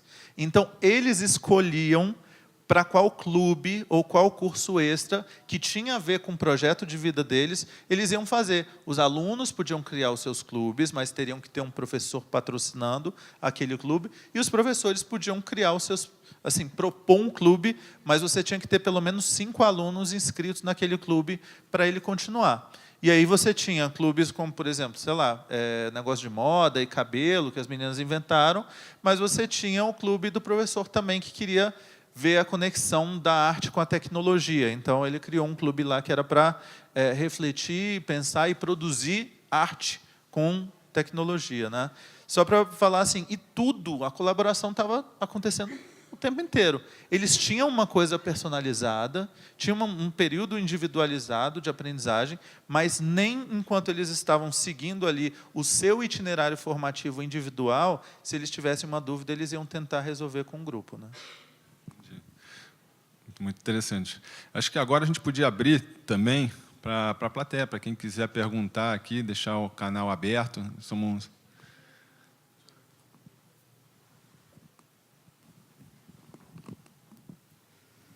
É para o Rafael. Com relação ao seu método de escola, ele é muito voltado para um ensino mais lúdico, com histórias, mas eu fiquei mais curioso com relação aos seus projetos para o ensino superior, para o ensino mais de adultos, até aqueles que não conseguem se formar durante a fase infantil, que tem que trabalhar, e às vezes volta naqueles cursos, tem que fazer uma prova. Se a sua empresa teria algum projeto, algum outro estilo, ou se manteria esse estilo lúdico, porque as faculdades, por exemplo, a minha, ela tem aquela frase clássica, tem que construir por blocos. Aprende aqui, esquece, bota um bloco aqui, Só que eu vejo que o ensino é muito mais dinâmico. Você pega todos os blocos, mistura, aprende um, puxa o outro e constrói o seu próprio prédio, segue seu caminho. Quais são os seus projetos para o ensino superior, até mesmo o ensino médio, um curso técnico? Você tem ideias de implantar esse método de aprendizado em outras vertentes da educação? Sim, obrigado pela pergunta. A gente tem uma consultoria que a gente está fazendo e criando também um curso que é para alunos universitários, para uma empresa de investimento que contratou a gente e falou assim, olha, os alunos estão terminando o ensino médio, vão para a faculdade e tal, mas eles não entendem sobre investimento. Então, aqui no Brasil, tem muita gente ainda que deixa o dinheiro na poupança, sendo que renderia muito mais em outros lugares, mas as pessoas têm medo, tem uma cultura meio que a poupança é melhor, deixa na poupança e tal. Então, eles falaram, como é que a gente cria um curso para alunos universitários para que eles compreendam a melhor forma de investir? Mesmo para quem esses, né, porque a gente viu ali, tem 4% dos alunos que terminam o ensino médio que aprendem o que deveria. Isso significa que 96% dos alunos não conseguem conversar direito com um gerente de banco, né? Como é que você pega um nível ruim de matemática e dá um curso em forma de game, né, com uma história, e aí a gente primeiro pensa assim, que história que a gente vai contar, que vai ser super interessante para os alunos universitários, sobre uma pessoa que, cara, se deu super mal na vida e depois teve que aprender a falar sobre investimento, em como é que investiu o seu dinheiro e tal. Então, a nossa fórmula é mais ou menos essa. A gente cria a história, depois cria os jogos digitais, depois cria todas as outras tecnologias que estão em volta, para que os alunos, sejam eles crianças, jovens, adultos, se envolvam naquele processo de aprendizagem e não consigam parar de aprender. O nosso objetivo é assim, a pessoa pode estar no lugar que ela quiser. Estou falando rápido demais ainda não. A pessoa pode estar no lugar que ela quiser, mas a gente quer que ela queira continuar aprendendo com aquele material, sabe? A gente usa, e isso é uma sacanagem que a gente faz, perdão da palavra, mas as estratégias que os jogos usam para viciar a gente usa para a aprendizagem que a gente quer fazer as pessoas aprenderem, né? Inclusive de forma subliminar e subconsciente, que isso existe, né? Tá claro, não? Rafael, agora acho que eu vou passar vergonha. Eu vou falar uma coisa para você. Aqui no Santander Universidade, a gente está fazendo exatamente isso. Quer dizer, estamos fazendo uma gamificação, vai para o ar, acho que daqui a um mês, mais ou menos, focado no universitário, em educação financeira, que a gente entende que essa é uma demanda e faz todo sentido, né, ter um universitário entendendo sobre toda essa área financeira, porque um bom cliente do banco é aquele que sabe usar o banco como um todo e não vai apenas pontualmente, né? Então, a gente está, de fato, isso. Agora vem a pergunta que eu vou passar vergonha aqui, né? Foi o Santander que te contratou para fazer esse? Não, foi uma outra empresa de investimento. Mas, nem olha, falar, a gente está à disposição, vamos conversar. Tá bom. Oi. Tem uma pergunta que eu gostaria do input dos dois, eventualmente até do pessoal do Santander, se for o caso. Eu tive na Índia, acho genial, ou melhor, acho interessante você comentar que a gente não tem muita notícia da educação da Índia. Para nós, chega o inverso, que os indianos são extremamente dedicados para as hard sciences e que acabam sendo os grandes engenheiros e os grandes inovadores. E como eu sou da área de turismo, quando eu fui para lá convidar as pessoas para estudar turismo, ninguém queria, porque diz que é um third class job, então não valia a pena. Mas há uma preocupação familiar na Índia com a competência intelectual e com os valores sociais, com os valores morais, enfim. E aqui no Brasil, a gente está vivendo, nesse momento, um cataclisma, nem sei que adjetivo, que substantivo usar. E eu queria entender, tanto lá na Índia, com as questões dos valores tradicionais, como aqui no Brasil agora, de que forma a educação contempla não apenas o choque geracional, mas a questão do respeito, quando você estimulou o aluno, na tenra idade, a buscar fontes confiáveis, a questionar, a comparar, a pensar, e ele vai confrontar autoridades que vão minimamente responder, mas eu vi na internet onde você falou, onde você me ensinou a acessar, eu vi com o celular que você me deu, ou com o computador que você tanto ensinou. E a gente sabe que esse confronto está acontecendo, né? Famílias, nesse momento, estão sendo abaladas por esse confronto. Então, o que é verdade e o que é mentira deixa de existir, vem a autoridade. Eu que disse, vai ser assim. E não dá para imaginar o que vai ser dos próximos anos nessa lógica da transformação das fontes, né? O que é fonte confiável de fato.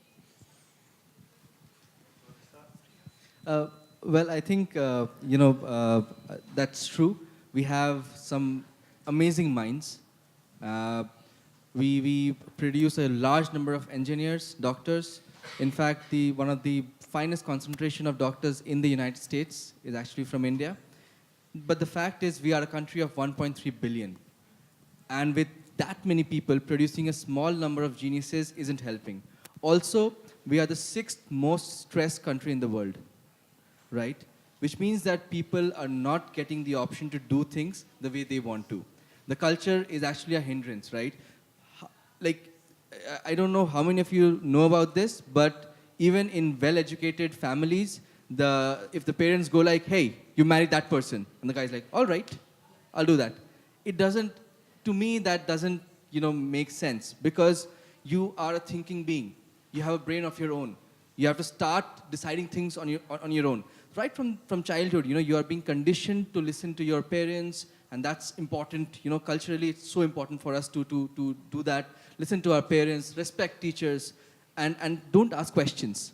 It isn't the right thing. One of the finest things that happens in India is that a very, very large number of people say that I did what I did not because of the system, but despite it, right? And we need to change that, because if we have, people are always in India talking about, we are going to have a great demographic dividend, so many people, we'll be controlling the world in 20, 25 years' time. What if those people are not skilled properly? You will be doing nothing like that. So, from a perspective that as people, we need to understand that values are all right. That's, no extreme is useful. You have an optimized path everywhere, right? So we are the other extreme, that we are too valued, within the family and the traditions, that we don't want to step outside it. And I think that's the larger problem that India is facing today. And there's always backlash. There's always this fight within communities. I ended up doing this company only because my parents were super liberal, and they have always taught me that my life should be decided by me and nobody else. That's the only reason. A few of my friends also wanted to do their own things, right? They never got a chance to, because their parents were like, no, did I get you this education for this? And they just gave up because there was no support at home. So I think that we come from that's also a very large crisis brewing right now, and we'll see whether the demographic dividend actually is the dividend, or it becomes a disaster over time. Time will tell. Obrigado. Temos mais uma pergunta aqui. Pediram para eu levantar, sei lá. Então tá. Oi. Desculpa.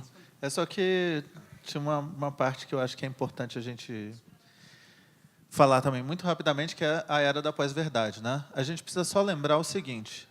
Não sei se vocês chegaram a ver uns vídeos do Obama que foram feitos e que eram falsos. Vocês chegaram a ver isso? Tem uns vídeos que foram feitos do presidente Obama que são falsos, mas você assiste o vídeo, você acredita que, gente, não tem como isso não ser falso. E a grana que é investida nas campanhas e em outros lugares para a criação dessas peças publicitárias é muito alta. Então, existe uma genialidade criando as peças falsas também, né? E muita gente, a gente não pode pensar que só quem compartilha fake news são pessoas ignorantes, né? É uma coisa que eu converso com a minha mãe já há muito tempo. Eu falo, mãe, você não pode compartilhar se você não tiver certeza absoluta que é uma coisa real, sabe? A gente não pode passar a desconfiar ou a discordar das nossas instituições, e uma delas é a imprensa livre, né? E passar a acreditar em ferramentas novas e nessa produção enlouquecida de peças publicitárias muito bem pensadas, que misturam fatos com ficção, que é o que eles fazem, e que têm mensagens subliminares em todas elas, né? E que a maioria de pessoas, porque todos nós temos pessoas, amigos, familiares, etc., com um grau muito alto de escolarização e de pensamento crítico, que estão repassando essas mensagens. E essa é uma crise que vai se agravar no nosso país, e nós precisamos pensar, refletir e discutir muito sobre isso, em sociedade, dialogando, sabendo discordar, falando e ouvindo, que isso não está acontecendo no nosso país. É uma crise grave, né? Não sei se eu respondi. Não, só fiquei se vocês estavam no radar de vocês estão trabalhando as crianças para... Sim. Existem competências, inclusive na área de português, língua portuguesa, que estão relacionadas a fato e opinião, o que é notícia, o que é ficção. Então, isso já estava no currículo e vai entrar cada vez mais no currículo. Agora, é aquilo, assim, existem questões éticas relacionadas à empatia e tal, que você vê a escola tentando fazer um tipo de trabalho, mas a sociedade está entrando num colapso, né? E aí a criança vive uma parte numa escola boa e vive uma parte horrorosa em todo o resto, inclusive em família, né? Então, a gente realmente precisa pensar um pouco sobre o estado atual e os limites da escola e da escolarização, né? Isso está relacionado acho que daria para a gente passar, sei lá, mais 5 horas falando sobre isso, mas eu acho que as outras pessoas querem também, e aí desculpa que eu interrompi. Não, tudo bem. Então tá, oi, eu sou Márcia. Vocês falaram de quarta revolução industrial, ok? Das tecnologias, a gente sabe que sim, elas estão entrando de diferentes maneiras. Então, um retrato aí mais da sociedade. E dentro da escola, a gente está também trabalhando bastante as metodologias ativas, né? De design thinking, de sala de aula invertida, PBL, baseado em problema, baseado em projetos.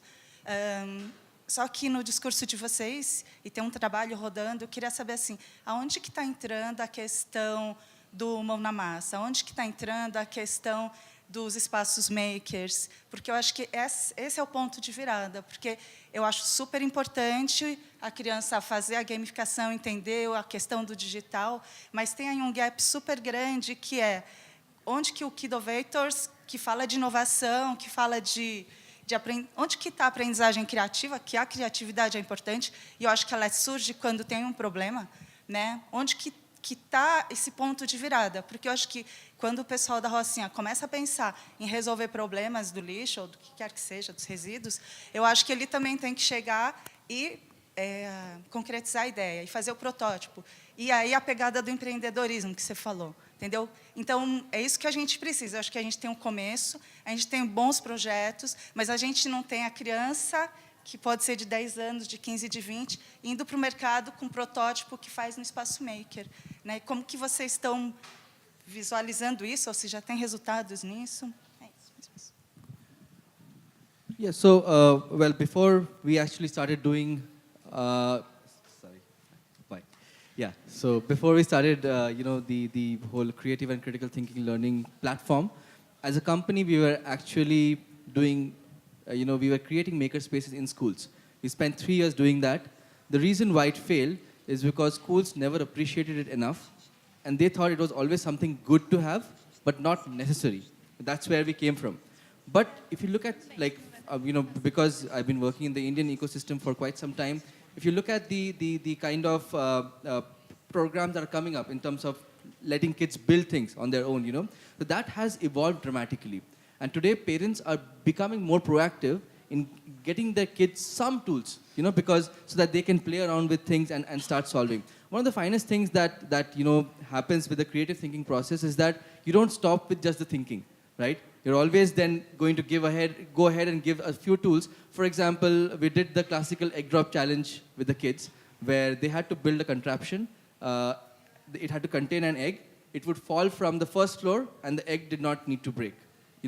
But we gave them 5 newspapers, 3 rubber bands, 1 cup, 2 straws, that's it. We said, you have to build 3 prototypes. So we gave them a massive boundary condition, extensive, and it was really hard. But the point is that most of the kids were focused on not letting the egg break. But we were not. For us, the important thing was to let the kids actually build 3 solutions. It does not matter whether it works today or not, because I think that is the biggest aspect of prototyping. But the larger problem is that in the formal context, kids are always taught that you have to be successful in the first go itself, right? And whereas in prototyping, that can never ever happen, right? So I think that's where the biggest change needs to happen in terms of letting the kids be told that, look, you can make mistakes. Because when they know that making mistakes is all right, the value of makerspaces and hands-on learning will be so much more in the formal education context. But it is coming along. The good thing is that it's growing. It's just that it's a matter of time before schools start realizing that there is value in having one of these in their own schools. Para a gente, antes um pouco vem a questão da gente conseguir fazer a conexão do que eles estão aprendendo com a vida real, né? Então, antes de entrar no hands-on, a gente quer que toda a aprendizagem de matemática, por exemplo, os alunos consigam entender por que eles estão aprendendo o que é um poliedro. O que na vida real tem a ver com poliedro e tal. E aí, isso eu já vou para o exemplo que em todos os capítulos dos livros, a gente propõe projetos, e os projetos sempre estão relacionados à construção de algo pelos grupos e depois a apresentação. Que pode ser uma coisa artística, pode ser um teatro, etc., ou pode ser uma maquete, ou pode ser, sei lá, por exemplo, nessa questão dos poliedros e das formas tridimensionais, a gente mostra a relação das formas tridimensionais com a arquitetura e com profissões como, por exemplo, o estilista, o criador, o designer de roupas e tal. E no projeto a gente fala que os alunos, então, vão estudar diferentes formas, diferentes roupas, tentar entender como, no desenho das roupas, ele pensa em diferentes formas, e aí eles vão criar as roupas com cartolina, papel, plástico e etc., e eles vão fazer um desfile na escola falando sobre as formas tridimensionais, né?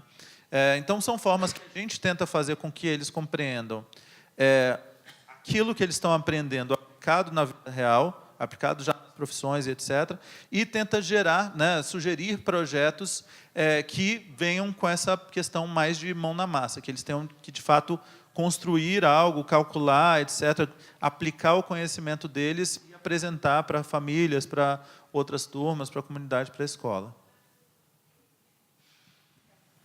Obrigado a você. Rafael, eu tenho uma pergunta. Considerando as metodologias que você está trabalhando agora, que eu acho que está um pouco mais voltada para ensino médio e ensino fundamental, na sua visão de futuro, como que qual é a relação ou qual o impacto você acredita que isso vai ter nas metodologias aí, no lifelong learning? Então, o cara que de repente está se formando na universidade tradicional, como que essa criança que você está formando hoje, como que ela vai se comportar no futuro, considerando também essa outra questão do lifelong learning? Só complementando um pouco aqui no lifelong learning, né? O que a gente vê? A gente vê que a aposentadoria hoje, todo mundo fala 65 anos, provavelmente no futuro vai ser mais longo ainda. Quer dizer, alguém que se formou na faculdade com 22 anos vai trabalhar até os 70, é o lifelong learning. Quer dizer, em algum momento essa pessoa não deveria passar por uma reciclagem também? Só adicionando mais uma pergunta aqui. O nosso foco hoje é na educação formal mesmo, e aí eu queria enfatizar também que a gente precisa resolver a base, né? Se as crianças não aprenderem essa base lá dos 3 aos 6, 7, 8, não souberem ler muito bem, interpretar muito bem um texto, construir um pensamento lógico, matemático, pensamento científico, conseguir construir hipóteses, o resto todo da vida da pessoa vai estar comprometido, né? Qualquer nova aprendizagem, as oportunidades de vida das pessoas vão estar comprometidas, né? Então, queria primeiro puxar isso, que eu acho que está relacionado. O resto todo, o lifelong learning todo da pessoa está comprometido se a gente não fizer essa parte bem. Acho que não tem reciclagem pontual, a vida vai precisar ser uma eterna reciclagem, né? As pessoas vão precisar construir as suas redes profissionais de contato, né? Vai ficar cada vez mais frequente que as pessoas queiram ou sejam obrigadas a mudar de indústria e mudar de emprego, porque, de repente, uma indústria pode mudar completamente, o seu emprego deixar de existir, etc., etc. E aí eu acredito que a inteligência artificial, machine learning, big data e a Matrix vão ter um papel fundamental nisso, porque, de fato, eu acredito, não sei vocês, mas a nossa conexão com a internet ou com essa coisa vai estar cada vez mais presente, né? Essa coisa vai saber muito mais da gente com relação às competências, habilidades, interesses, né? Quem mais conhece hoje a gente já é o Google e o Facebook e as redes sociais, né? Mais do que a nossa mãe, provavelmente.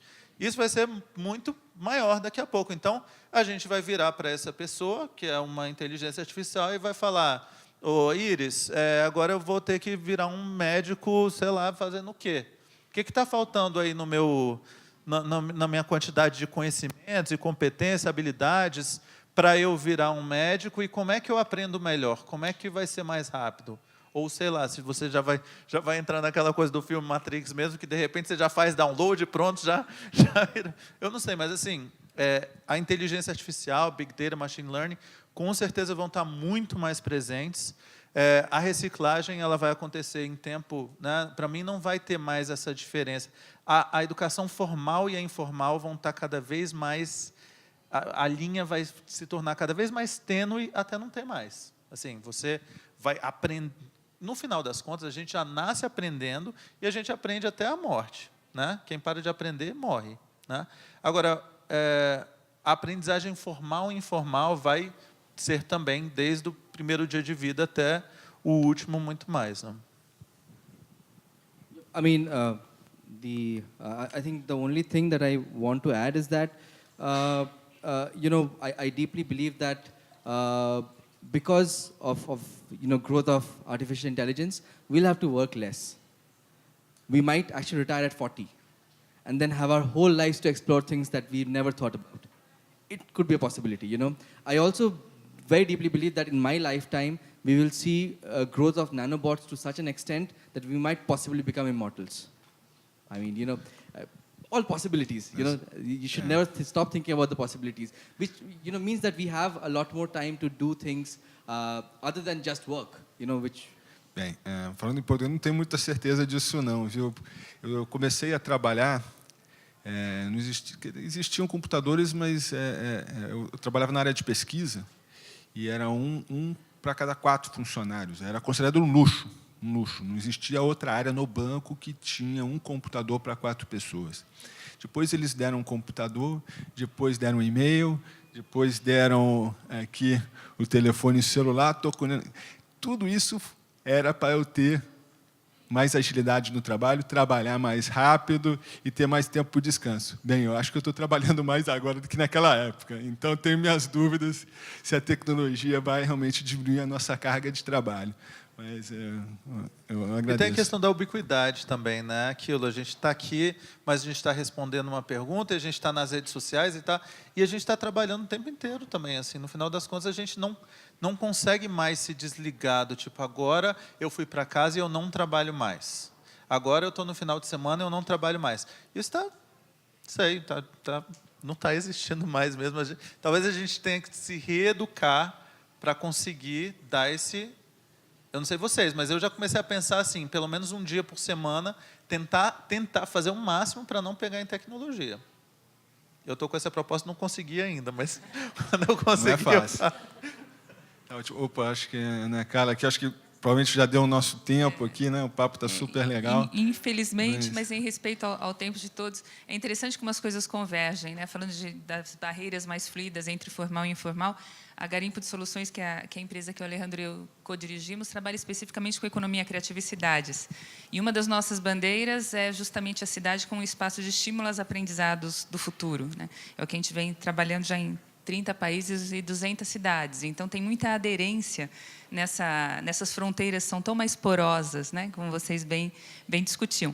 E, para a gente continuar nessa pauta, eu queria, antes da gente agradecer os nossos convidados, convidá-los para o próximo encontro do projeto do Meu Futuro é Agora, que justamente dialoga com o que vocês trazem, cujo tema, não por menos, é o futuro do meu, do seu, do nosso trabalho, com fatos e tendências. A gente vai reunir aqui na Arena o Ricardo Basaglia, que é o diretor executivo da Michael Page, então uma empresa de headhunting que vai dizer para a gente o que eles vêm acompanhando como caminhos, e o Ronaldo Fragoso, da Deloitte, que também vai trazer os estudos mais recentes sobre isso, com mediação do Cláudio Gradiloni, que é o editor da Isto é Dinheiro. Então, vai ser uma continuidade dessa discussão, vai ser bem bacana, tomara que você possa voltar. E o próximo encontro deste projeto, que é dos Diálogos Startupeiros, vai ser sobre economia circular. E aí, de novo, a gente vai ter um debate muito gostoso, porque vai reunir o Guilherme Bramer, aqui de São Paulo. O Gui pega tudo que é descarte de alguma indústria e transforma em insumo para alguma outra indústria. E trabalha com as grandes empresas, com Danone, com Unilever, com Procter, com o que vocês puderem imaginar. E o Henrique Gonçalves, que é um rapaz da idade do Pedi, enfim, seus 30 anos, vai celebrar o seu 30º aniversário no Brasil, fez questão, e ele virá contar para a gente como eles conseguem, em Monterrey, no México, transformar o que a gente vê como descarte, caroço de abacate, casca de banana, o que for, não numa farinha qualquer, mas sim em gastronomia da economia circular. Eles fazem os molhos mais incríveis, as bases para alguma coisa. Fica desejo de consumo total baseado na economia circular. Vai ser muito gostoso. Então, quem puder, o próximo encontro do Meu Futuro é Agora vai ser dia 10, daqui o sábado seguinte ao do feriado de finados, e dia 24 de novembro a gente tem o que encerra esse projeto dos Diálogos Startupeiros. Espero que vocês possam vir. Agradeço muitíssimo aos nossos 3 convidados. A ideia é a gente quase continuar esse debate até depois de amanhã, mas, enfim, não dá. Muito obrigada.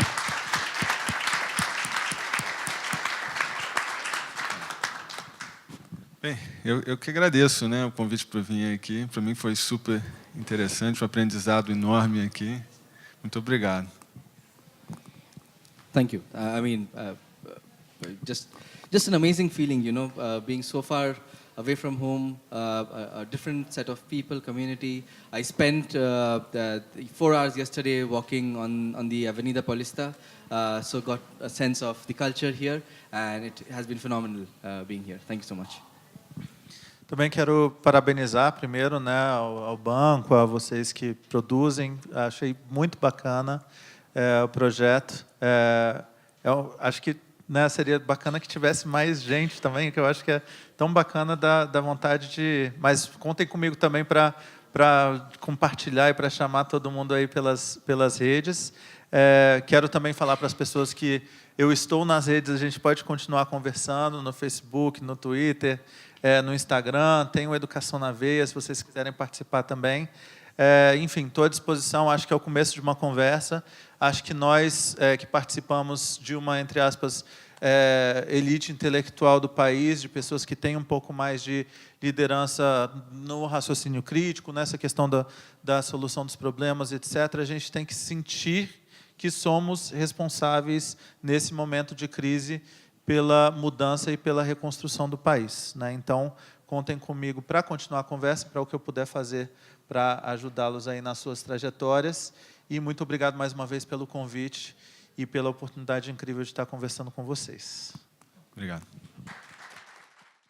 Eu sou Márcia Sakai e eu sou coordenadora de Inovadoria e de Ciências Naturais do Pioneiro, que é uma escola na Vila Mariana. Assim, eu gosto dos indianos, eles são muito criativos e inteligentes mesmo. E eu uso um pouco Toys from Trash, que é de um indiano, e me ajuda a criar uns materiais para as aulas de ciências. E de material de ensino, acho que sempre é importante saber o que está rolando, né? Mesmo com as ressalvas de sempre em relação ao material digital. Meu nome é Steven Assis, eu trabalho no Santander Universidades.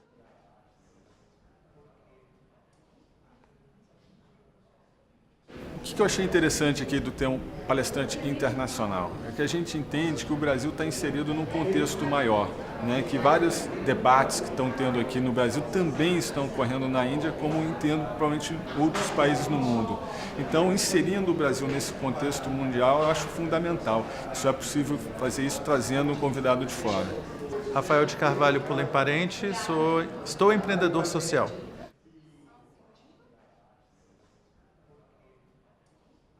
Eu gostei muito do encontro de hoje, não conheci o projeto, Quer dizer, é muito bacana estar num lugar com uma qualidade de discussão tão alta, né? A participação das pessoas, você vê o interesse genuíno no tema, nas questões que estão sendo abordadas. Então, achei muito bacana. Um formato de arena, a qualidade das discussões, a participação das pessoas, o entusiasmo, né, em estar aqui no final de semana, pela manhã, falando sobre educação. Então, para mim, tudo isso contribuiu para eu adorar mesmo participar. Fiquei super feliz, parabenizei o banco, né, os organizadores, porque de fato é um evento muito bacana. I am PD. My actual name is Priyadeep, but everyone calls me PD, so PD it is. And I run a startup in India called Kidovators, where we work on 21st century skills and competencies for school kids.